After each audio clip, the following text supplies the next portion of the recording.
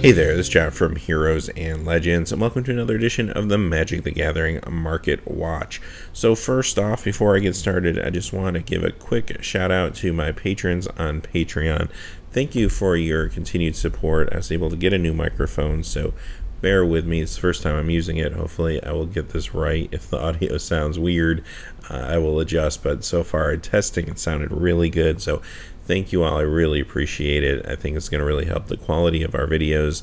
I had a lot of audio problems that would kind of rear up in the past. So having said that, let's jump into our Market Watch. And first off, now we're about 5 days away from the end of Pro Tour Battle for Zendikar, and we saw some new decks emerge. Now, the top two decks in the finals happen to be Abzan decks, but that really didn't tell the whole story. The Abzan decks in the field really didn't do all that well over the weekend, and decks like Dark Jeskai and Atarka Red kind of showed up to be really more powerful in the format than the Abzan decks. So the finals didn't really reflect what we saw. So now, a few days later, how did the market digest all that? Well, that's what we're going to jump in and see what cards from Standard this week are hot and cold, and we'll also take a look at Modern like we always do. So let's get started. First, we'll look at the top 5 Standard cards that have lost value this week. Coming in at number 5 is Whisperwood Elemental. This lost 48 cents, bringing it down to $3.21. The bottom line is this was reprinted in the Battle for Zendikar event deck, so a lot of copies of this have gone out there. There's at least one other card on our countdown that's been affected by that. You'll see in just a moment, but this was a pretty stacked event deck. I did a opening on the channel not that long ago. You can check it out. But the funny story was we actually didn't get our Whisperwood Elemental in our deck. So go figure. But long story short, this card has been reprinted in that product. That product has seen a lot of printings out there. Large box stores will be selling them, as well as LGSs. And on top of that, this hasn't seen as much play post-rotation as it did pre-rotation and Standard, although I have still seen some Fringe Modern play with this card, and it still sees a lot of cube play. It's a very cool casual card, so it might be a good time to pick these up if you'd like to have them just for long-term use. Number 4 is Hardened Scales. This lost 55 cents, bringing it down to $4.54. This is another card that had a lot of speculation pre-rotation, and now some of that's falling off. The Pro Tours happened. This card didn't really show up in deck lists, so it's starting to drop back down. But keep an eye on this one. I would not be shocked if somebody found a way to make this work before the Standard rotation ends. And hey, it's only $5 or less, so if you want to pick some of these up just in case, it's not a huge investment. Number 4 is Kytheon, Hero of Akros, and this lost 56 cents, bringing him down to $6.34. So out of the Magic Origins Planeswalkers, Kytheon has kind of been the odd man out. They've all been relatively hot at one point or another, and have at least seen some fringe play. Chandra, maybe not too much, but at least a little fringe play here and there. Kytheon, I think he's just too hard to flip. You have to have a certain board state. You have to have a number of creatures. They're going to have to be able to attack in. You're going to have to be able to make him indestructible, and then hopefully not blow out your board state trying to flip him. And at that point, he is a very good planeswalker, but it's just taking so much to make him happen, I think, is the problem. Now, is there a deck out there that could utilize a card like this? There could have been, but it just seems like the green-white decks are more megamorph decks and not really going for an aggro build. If there's more of an aggro white/green deck out there, Kytheon might have seen some play, but as it stands now, I don't know if he will. Next we have Tasigur, the Golden Fang. He lost 70 cents, bringing him down to $4.24, and he is another victim of the Battle for Zendikar event deck. So Tasigur is still seeing a lot of play in Standard. It saw a lot of play this past weekend.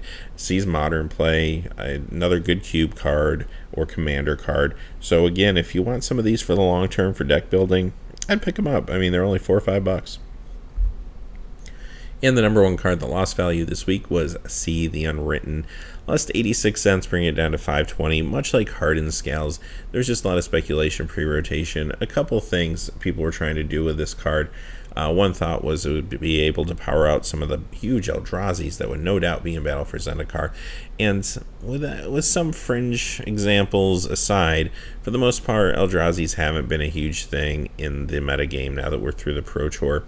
The other thought was you could potentially power out a couple allies with this and get to the point where you're getting a couple more rally triggers.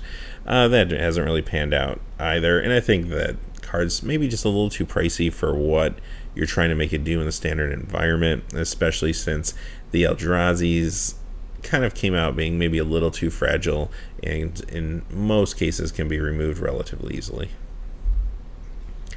Alright, let's look at the top 5 standard cards that have gained a value this week. Number 5 is Soulfire Grandmaster, going up $1.44, bringing her to $11.35. So this was one of the big breakout cards of the weekend, and this was not in all Dark Jeskai builds, but it was in the build that John Finkel was piloting in the top 8, and I think it got a lot of attention. There were some big plays on camera where this card really swung the life total of the game, and I think it just got a lot of attention because of some of the coverage. So the Dark Jeskai build that's more controlling using Soulfire Grandmaster, I think is the one that's hotter right now, and because of that, this card has seen a pretty nice spike. Number 4 is Bloodstained Mire, and this has gone up $1.63, bringing it up to $21.08. Now, fetch lands, cons fetch lands in general, they're all going up, of course. But this happens to be in your Dark Jeskai colors. Great way to splash your black in there for that deck, and this is seeing a big bump because of that. Number 3 is Flooded Strand, and this has gone up $1.69, bringing it to $23.99. And this is the same story as the previous card. It's a cons fetch land, and it falls into the Jeskai colors, which makes it even more desirable right now. Bottom line is, I hope you pick these up. I've been saying pick up your fetch lands for months. If you haven't, still go out there, bite the bullet, pick them up. These things are going to be staples for a long time, and unfortunately $23, $25 is probably going to be the best you're going to do for quite some time on these. Number 2 is Liliana, Heretical Healer. She went up $2.29, bringing her to $24.99. Now, she was seeing some play pre-rotation, but post-rotation last weekend really was a coming out party for her. She did very well. Really cool to see her getting more play, and I think $25 is a good price if you need to pick these up. I think they're going to go up. This could be a $30, $35 card in the not too distant future, as long as the same decks we saw at the Pro Tour continue to grow and be successful. And the number 1 card that increased in value this week in Standard is Wooded Foothills. So 3 out of our 5 cards were cons fetch lands. This one went up $3.24, bringing it up to $24.17. Now, this one happens to be in landfall colors, which doesn't hurt either. Alright, let's move on to Modern. Now, not a whole lot's happening right now in Modern. This is kind of the off-season when it comes to things like Pro Tours and stuff. But there's a little bit of flux, so we'll take a look at the top 5 Modern cards that have lost value this week. Number 5 is Bitter Blossom. This lost $1.03, bringing it down to $30.86. Now, when this was unbanned, I think a lot of folks thought it was going to be more powerful than it was in the format and have a bigger impact. Right now, there hasn't been a deck in the metagame that's really been able to abuse this card's power, so it gets a little bit of play, but it's been steadily declining in value. Now, keep an eye on this one. I would watch it. It'll probably go down a little more, I would suspect, but at some point, somebody may find the right deck for this. Number 4 is Scalding Tarn, and it's gone down $1.34, bringing it down to $76.99. So the Zendikar fetch lands a couple months ago saw a nice little spike, and whenever that happens, cards will usually spike and then come down a little bit, and that's what you're seeing with some of these, and this is a good example of that. Now, there is something else at work here. The expeditions could be having a very slight impact on these. Now, there's not a lot of expeditions floating around. They're pretty rare. But there's enough with all the packs being open that some of the players that play maybe Legacy, Commander, Cube that are interested in premium foil cards may be looking for the expeditions and taking their attentions off the original versions. So you might see a little bit of a decline in some of these, but nothing super significant.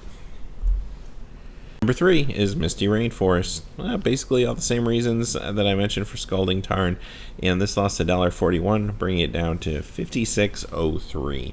Now the thing with these fetch lands is at some point we know they're going to be reprinted. It might be a few years down the road, but we know they will see a reprint, so it's hard to recommend picking these up unless you just really need them to build your deck.